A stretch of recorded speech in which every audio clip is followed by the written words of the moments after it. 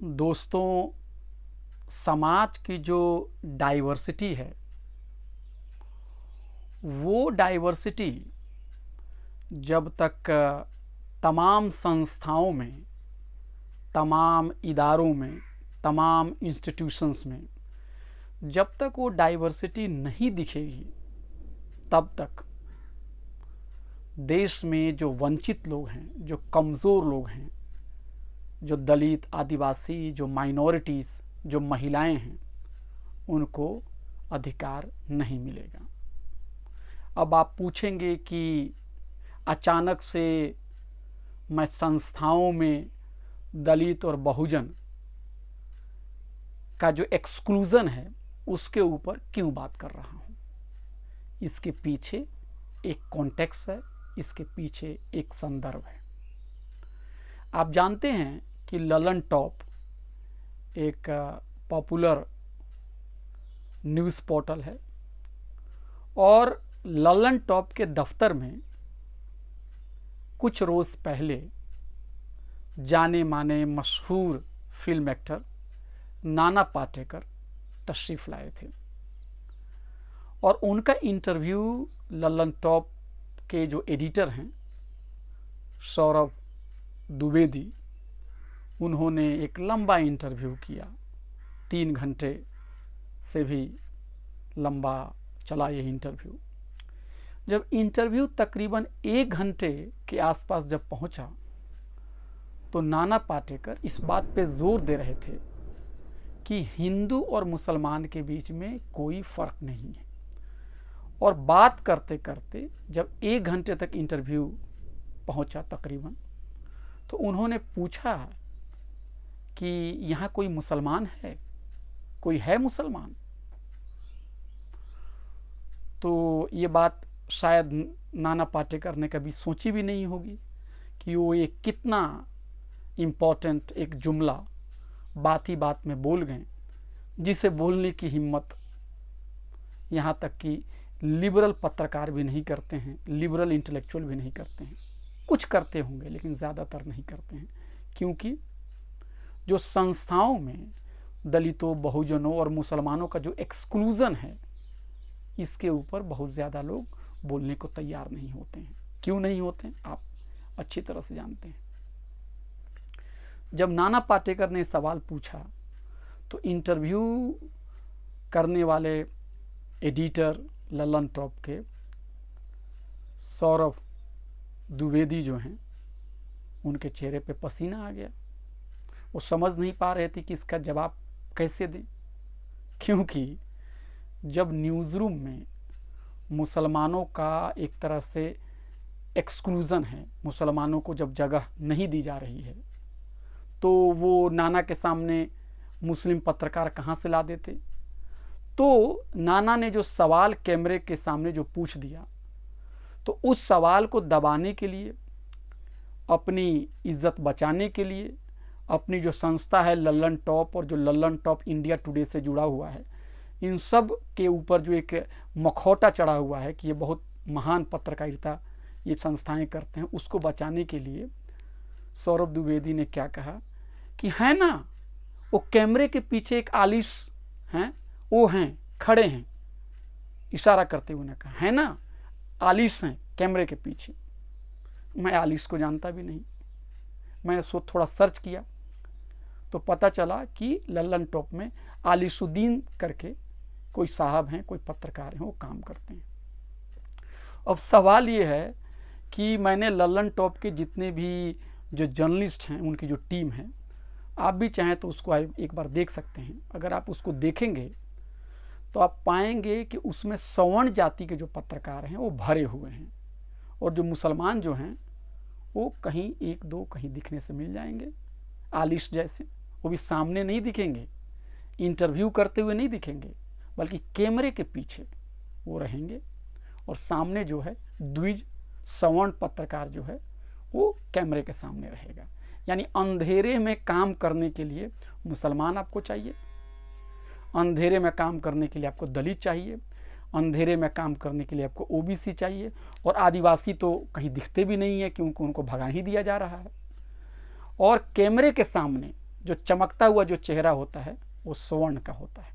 यही भारत की मीडिया है। इसीलिए तो भारत की मीडिया जो ग्लोबल मीडिया का जो रैंकिंग होती है उसमें पता है कहाँ होती है? सबसे नीचे। दुनिया का सबसे बड़ा लोकतंत्र और जो ये मीडिया होती है वो सबसे नीचे। और पड़ोसी मुल्क जिनको भक्त लोग दिन रात बुरा भला कहते हैं, उनका भी शायद रैंक जो है हमारी मीडिया से बेहतर है। तो ये भारत की मीडिया की ये कहानी है। क्यों ऐसी कहानी है कि झूठ खबरों को फैलाने में, जनता के सवालों के साथ दगा करने में, लोगों को कंफ्यूज करने में और सत्ता भर की दलाली करने में मीडिया सबसे आगे रहता है। क्यों होता है ऐसा? और जब नाना का इंटरव्यू शुरू होने ही वाला था, उससे पहले सौरभ द्विवेदी ने नाना पाटेकर का स्वागत जानते हैं कैसे किया? उन्होंने पांव छू के किया। अब जरा देखिए, दुनिया में कौन ऐसा मुल्क होगा जहां पत्रकार इंटरव्यू करने वाले व्यक्ति से तीखे सवाल करने के बजाय, उनसे कठिन प्रश्न पूछने के बजाय उसका पांव छू रहा है। अब जब पत्रकार पांव में गिर ही जाएगा तो सवाल क्या पूछेगा? तो आपको इसी से अंदाज़ा लग सकता है कि हमारे जो पत्रकार हैं उनमें रीढ़ में हड्डी नहीं है। उनका जो स्पाइनल कोड है ना, वो सीधा नहीं है, वो झुकता है, वो तलवे में गिरना चाहता है। क्यों गिरना चाहता है? क्योंकि पत्रकारिता इनके लिए मिशन नहीं है। पत्रकारिता इनके लिए वंचितों की आवाज़ उठाने का जरिया नहीं है, बल्कि अपना करियर बेहतर करने का है। पढ़ना लिखना तो पत्रकारों ने कब का छोड़ दिया है। और सिंपल है, पत्रकारिता में आगे अगर आपको बढ़ना है, सत्ता वर्ग जो कुछ कहे, प्लेट पे जो कुछ भी कहे, जो कुछ भी लिख के दे दे, उसी को फॉलो कीजिए आंख बंद करके। सत्ता वर्ग भी खुश, आप भी खुश, अखबार के मालिक भी खुश। और चूंकि सत्ता वर्ग जो है वो नहीं चाहता है कि दलित, पिछड़े, मुसलमान उनको भागीदारी मिले संस्थाओं में। सत्ता वर्ग चाहता है कि सिर्फ वोट बैंक बने रहें, वोट देते रहें, है ना। और पत्रकारिता कोई द्विवेदी जी, कोई मिश्रा जी, कोई त्रिपाठी जी, कोई पांडे जी, कोई श्रीवास्तव जी, ये पत्रकारिता करें, ये खबरों का चयन करें, ये गेट कीपिंग का काम करें। और जो दलित हो, जो पिछड़ा हो, जो आदिवासी हो, जो मुसलमान हो, वो कहीं दिखे नहीं। हाँ, कुछ लोगों ने मेरे जो फॉरवर्ड प्रेस के जो लेख थे उसको पढ़ने के बाद कुछ लोगों ने मुझसे कहा, नहीं नहीं नहीं, आप तो बहुत बायस्ड हैं, मुसलमान तो हैं। मान सकता हूँ, कहीं ना कहीं मुसलमान ज़रूर हैं। क्यों मुसलमान हैं? क्योंकि उनके पास स्किल है। और वो स्किल है क्योंकि वो कई ज़बानों को जानते हैं। वो हिंदी जानते हैं, वो अंग्रेज़ी जानते हैं, वो उर्दू जानते हैं। तो कई बार उनको लेना आपकी मजबूरी हो जाती है। लेकिन जब आप उनको लेते हैं अखबार के में, तो भी जो उनकी आबादी है 14% या 15%, उस अनुपात में नहीं लेते हैं। अगर 100 लोगों का स्टाफ है तो उसमें 1 या 2 लोग पाए जाएंगे, और वो भी कोई बड़े पोस्ट पे नहीं पाए जाएंगे, वो निचले पायदान पर रहेंगे। और मुसलमानों में भी जो बहुत सारे जर्नलिस्ट लोगों को मैंने देखा है कि उनको भी अखबार में ज्वाइन करने के बाद उनमें से बहुत सारे लोगों को ये बात मालूम हो जाता है कि अगर यहाँ पे बने रहना है हमें, तो जो ऊपर से जो हमें कमांड दिया जा रहा है, इसलिए उस कमांड को अगर हमने फॉलो नहीं किया तो यहाँ टिक नहीं पाएंगे। इसलिए आप देखेंगे कि मुसलमान या कहीं अगर होंगे भी तो ये कोई कमांडिंग पोजीशन में नहीं है, वो कोई वंचितों की आवाज़ बन के नहीं उठा रहे। ये बात मैं ये नहीं कर रहा हूँ कि सारे लोगों की ये कहानियाँ हैं, नहीं, मैं ये नहीं कर रहा हूँ। इस देश में ज़रूर कोई ना कोई वंचित तबके का व्यक्ति जी जान लगा के खबरें लिख रहा होगा, लेकिन मैं अमूमन बातें कर रहा हूँ, मैं एक जनरल बातें कर रहा हूँ कि अगर आपने बहुत ईमानदारी से पत्रकारिता की, अगर आप अपने नैरेटिव को आगे लेके जाना चाहते हैं, तो अखबार में आपके लिए जगह नहीं है। अखबार में उन्हीं लोगों के लिए जगह है जो सत्ता वर्ग ने जो नैरेटिव अखबार के मालिकान को दिया, उसी अखबार के मालिकान के नैरेटिव को अगर आप लेके आगे बढ़ते हैं, तभी आप अखबार में टिक सकते हैं। यानी योग्यता की ज़रूरत कम है, क्रिटिकल थिंकिंग की ज़रूरत कम है, एक जनपक्षीय पत्रकार की जो भावना होती है इसकी ज़रूरत कम है, आपको खोजी पत्रकारिता की भावना हो इसकी ज़रूरत कम है। क्या आपके पास ज़रूरत होनी चाहिए कि आप अंग्रेज़ी जानते हो, आप हिंदी जानते हो, आप ऊंची जाति में पैदा हुए हो, और सरकार जो है उसकी जो नैरेटिव है उसको आंख बंद करके आगे बढ़ाते हों, उसकी तायीद करते हों। और इसीलिए आप देखते हैं कि अखबारों में जो है आपको ऊंची जाति के लोग ज़्यादा भरे हुए हैं, क्योंकि कास्ट नेटवर्क का इस्तेमाल किया जाता है। जिन लोगों को लगता है कि कास्ट जो है ये तो बहुत ही गंदी चीज़ है, अरे कास्ट की बात तो सिर्फ लोअर कास्ट लोग करते हैं, नहीं दोस्तों, कास्ट ख़त्म होना चाहिए। बाबा साहब अम्बेडकर ने कहा कि कास्ट का खात्मा हो जाना चाहिए, लेकिन इस देश में अगर कोई कास्ट को बचाए रखना चाहता है, अगर इस देश में कास्ट को जो सबसे ज़्यादा इस्तेमाल करता है तो वो इस्तेमाल करता है एक यहाँ का ऊंची जाति, यहाँ का सवर्ण, जो मीडिया में जहाँ वो बैठा हुआ है, जहाँ वो 90% है, वहाँ किसी दूसरे को वो आने नहीं देना चाहता है। वो नहीं चाहता है कि कोई दूसरा इसमें घुसे। अब आप देखिए, मैंने अखबार में भी काम किया है। अखबार में जब आप स्टोरी आइडिया लेके जब जाते हैं तो जो ऊपर बैठा हुआ व्यक्ति है वो वही स्टोरी आइडिया को पसंद करता है जो सत्ता वर्ग का जो नैरेटिव है उसमें सूट करता हो, और जो चीज़ें सत्ता वर्ग के नैरेटिव को सूट नहीं करता है उस खबर को नहीं छापी जाती है, या छोटी खबर बन के छापती है और आपको डिस्करेज किया जाता है। हम लोगों को याद है न्यूज़ पेपर के ऑफिस में 10 बजे और 11 बजे मॉर्निंग में मीटिंग होती थी कि आप जाइए न्यूज़ को डिस्कस कीजिए, कौन सी स्टोरी आने वाली है, कौन सी नहीं आने वाली है। और चीफ रिपोर्टर आते थे या कोई सीनियर आते थे और वहाँ से पूछते थे कि अरे साहब आप क्या खबर लाना चाहते हैं, आपके पास क्या स्टोरीज। और मैं देखता हूँ कि अगर आप कुछ बात भी करते हैं तो जो ऊपर जो सीनियर आया हुआ है, जो सीनियर जिस तरह से आपको डील कर रहा है, उसमें लोकतंत्र कहीं नहीं होता है। वो आपकी बात सुनेगा, अगर उसके काम का हुआ तो ओके कहेगा, नहीं तो बता देगा नहीं ऐसे नहीं होना चाहिए, आपको खबरें ऐसी लिखनी है। यानी पत्रकार जो है अपने मन से ग्राउंड पे जाके कुछ खबर लिखे, इससे पहले ही जो सीनियर्स हैं वो बता देते हैं कि इस लाइन पे आपको रिपोर्टिंग करनी है। और जब पत्रकार धीरे धीरे काम करता है, उसकी बाईलाइन लगती है या कट जाती है, तो पत्रकार भी धीरे धीरे समझने लगता है कि अगर यहाँ रहना है, अगर पानी में रहना है तो मगरमच्छ से आप बैर नहीं कर सकते हैं। इसलिए वो भी अखबार का जो लाइन होता है उसी मुताबिक वो लिखने लगता है। और आजकल के जो पत्रकार हैं वो तो पहले ही दिन से जो हैं वो अखबार का जो लाइन है, जो सत्ता वर्ग के लाइन है, उसी को फॉलो करना चाहते हैं। इसलिए मुझे ये लगता है कि भारत में मीडिया की हालत बहुत ही ख़राब है और ये कभी ठीक नहीं हो सकती है जब तक न्यूज़ रूम में समाज के वंचित तबके के लोगों की भागीदारी नहीं होगी। जब तक सौरभ द्विवेदी की जगह कोई आलिश नाना पाटेकर का इंटरव्यू नहीं लेंगे, तब तक इस देश में हालत सुधरने वाली नहीं है। वंचित तबके 85% हैं, दलित, आदिवासी, पिछड़े, ओबीसी, माइनॉरिटीज़, इनकी जगह हिंदी अखबार में तकरीबन बंद है। मैं पूछना चाहता हूँ कितने आदिवासी पत्रकार हैं हिंदी अखबारों में, कितने आदिवासी एडिटर हैं हिंदी पेपरों में, कितनी खबरें छपती हैं मुसलमानों के विकास को लेकर, और कितनी खबरें छपती हैं हिंदी अखबारों में मुसलमानों को डेमोनाइज करते हुए। तबलीगी जमात में क्या हुआ, हिंदी अखबारों ने क्या कहा, तबलीगी जमात को उन्होंने एक भयंकर चेहरा उसका मुसलमानों का बना के दिखाया और यहाँ तक नैरेटिव फैलाया कि कोरोना जो है महामारी है उसमें तबलीगी जमात का रोल है। आज बॉम्बे हाई कोर्ट ने क्या कहा कि तबलीगी जमात को बलि का बकरा बनाया गया। क्या उस गलत खबरों के लिए हिंदी पेपर के लोग जिम्मेदार होंगे? मुसलमान नौजवान को अगर कोई पुलिस पकड़ लेती है तो जो पुलिस का वर्सन होता है उसी को ये लोग आगे बढ़ाते हैं, और वो मुसलमान नौजवान जो 15 साल के बाद जब जेल से बाहर निकलता है तो छोटी सी खबर लगाते हैं, और जिस दिन गिरफ्तार होता है उस दिन 8 कॉलम की खबर छापते हैं। तो इसके लिए हिंदी पेपर जिम्मेदार हैं।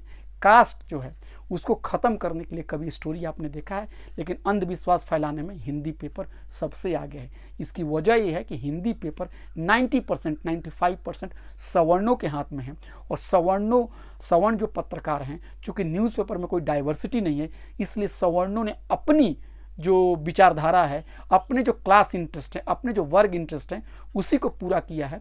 और इसीलिए हिंदी पत्रकारिता जो है ये आप देखेंगे कि समय गुजरने के बाद भी, इतने वर्ष गुजर जाने के बाद, एक के बाद एक जो जन मुद्दे होते हैं उसके साथ वो धोखा देता है।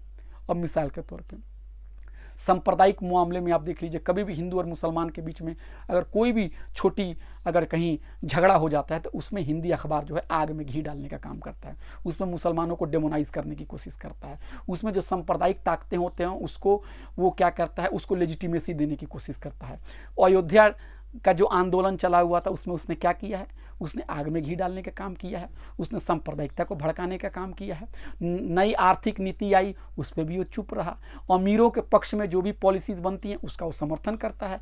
कृषि कानून जो बना उसमें किसानों को ही उल्टा उसने उसको डेमोनाइज किया। महिलाओं को इश्यूज़ किया, आप देखेंगे उसमें भी उसकी बहुत ज़्यादा भागीदारी नहीं है, बहुत ज़्यादा रोल नहीं है। जो जल जंगल ज़मीन काटे जा रहे हैं वहाँ पर भी हिंदी अखबार को कुछ लेना देना नहीं है। और जो जातिगत भेदभाव हो रहे हैं उसमें भी आपको हिंदी अखबार उसके खिलाफ लिखने में हिंदी अखबार कहीं नहीं। हाँ, घटना अगर कुछ हो गई तो एक छोटी सी खबर आ जाएगी, लेकिन उसको एक एक्टिव तौर से, एक अम्बेडकराइट पर्सपेक्टिव से चीज़ों को देखने में उसकी कोई दिलचस्पी नहीं है। मगर हिंदी अखबार जो हैं उसमें आपको अंधविश्वास और कचरा जो नॉलेज होता है, डिसइंफॉर्मेशन से होता है, और जो आपको क्या बोलते हैं एक सुपरमेसी वाली जो फीलिंग होती है जिसको कहते हैं एग्रेसिव राष्ट्रवाद, उससे प्रेरित होकर उस तरह की खबरें छापता है। और देखिए, पहले ये समझा जाता था कि न्यूज़पेपर बढ़ेंगे, अखबार घर घर पहुंचेंगे तो जागृति आएगी, लोगों के अंदर में पॉलिटिकल अवेयरनेस आएगी। लेकिन आज हिंदी अखबार गांव-गांव तक पहुंच रहा है, लेकिन हमारे लोगों के बीच में उस तरह की एक जो समता, बंधुत्व, इक्वालिटी, फ्रेटर्निटी, रैशनल थॉट सामने नहीं आ पा रहे। क्यों नहीं आ पा रहे? क्योंकि सिर्फ पेपर के बढ़ जाने से, कंटेंट पेपर के बढ़ जाने से समाज नहीं सुधरने वाला है। जब तक कंटेंट बेहतर नहीं होगा, जब तक आप क्या लिख रहे हैं अगर उस पर ध्यान नहीं दिया जाएगा, जब तक वंचित तबके के लोग न्यूज़ रूम में नहीं जाएंगे, जब तक वंचित तबके के लोग दलितों, माइनॉरिटी और पिछड़ों के हक में नहीं लिखेंगे, तब तक कुछ होने वाला नहीं है। आज इस मौके पे मैं दलित और पिछड़ों की जो पार्टियां हैं उनसे भी मैं अपील करना चाहता हूं कि सत्ता में आने के लिए आप बहुत कोशिश करते हैं, लेकिन बौद्धिक लेवल पर, इंटेलेक्चुअल लेवल पे आप क्यों नहीं कोशिश करते हैं? आपका अखबार, आपका मीडिया क्यों नहीं होता है? या आप ऐसी कोशिश क्यों नहीं करते हैं कि जो एक समतावादी जो विचारधारा है, जो समाजवादी जो विचारधारा है, जो सोशल जस्टिस की विचारधारा है, वो घर घर तक पहुँचे, और सांप्रदायिक और भेदभाव वाली जो विचारधारा है वो उसको आगे ना बढ़ाया जाए। मुसलमानों में भी बहुत सारे इदारे हैं, कुछ इदारों के तो कुछ मैगजीन्स आते हैं, लेकिन ज़्यादातर लोग एक जो फिक्री इनकलाब लाने में वो लोग भी पीछे हैं। तो मैं आपसे यही कहूँगा कि मेन स्ट्रीम जो मीडिया है उससे बहुत ज़्यादा उम्मीद रखना मुश्किल है, क्योंकि ये जो है यहाँ के जो सवर्ण जो जातियाँ हैं वो ही उसकी मालिकान हैं, वही उसके ऑनर हैं, और पत्रकार भी सवर्ण हैं। तो वो नहीं चाह रहे हैं कि दलित और पिछड़े साथ में, इसीलिए लल्लन टॉप हो या कोई दूसरा चैनल हो, आप देंगे मुसलमान गायब है, या होगा भी एक आध तो उसकी कोई एडिटोरियल पॉलिसीज़ को डिसाइड करने में उसका बहुत बड़ा रोल नहीं है। इसलिए सबको सोचना होगा कि हम एक ग्रास रूट लेवल पे हम कैसे अपनी बातों को लोगों तक पहुंचाएं, और जो सांप्रदायिक मीडिया है उसका कैसे मुकाबला करें। आखिरी बात यही कहूँगा कि लोकतंत्र में डाइवर्सिटी बहुत इंपॉर्टेंट है। डाइवर्सिटी पार्लियामेंट में होनी चाहिए, डाइवर्सिटी आपको जुडिशरी में होनी चाहिए, डाइवर्सिटी आपको सर्विसेज में होनी चाहिए, डाइवर्सिटी आपको मीडिया में भी होना चाहिए, डाइवर्सिटी आपको फिल्म इंडस्ट्रीज में होनी चाहिए, डाइवर्सिटी आपको कल्चर स्फीयर में होना चाहिए, डाइवर्सिटी हर तरफ होना चाहिए। लेकिन अफसोस की बात है मीडिया में डाइवर्सिटी बिल्कुल ही नहीं है, और इसलिए नाना पाटेकर ने एक बहुत ही बड़ा क्या करें हिस्टोरिक एक कमेंट किया, यहाँ मुसलमान नहीं है क्या कोई? और जो सवर्ण पत्रकार है उसका मुंह लाल हो जाता है, और वो सच्चाई को स्वीकार करने के बजाय, ये कहने के बजाय हाँ ना यहाँ नहीं है, ये हमारी गलती है लेकिन हम आगे से इस पे काम करेंगे, ये कहने के बजाय वो निर्लज बेशर्म जो सवर्ण पत्रकारिता है वो कहता है ना 41 कैमरे के पीछे। मैंने सोचा कि इस विषय पे अपनी राय रखूं, आप भी अपनी बातों से मुझे अवगत कराइए, आप भी कमेंट कीजिए, और आइए एक साथ मिलकर समाज में एक समता, एक इक्वालिटी, एक मसावत लाने की कोशिश करें।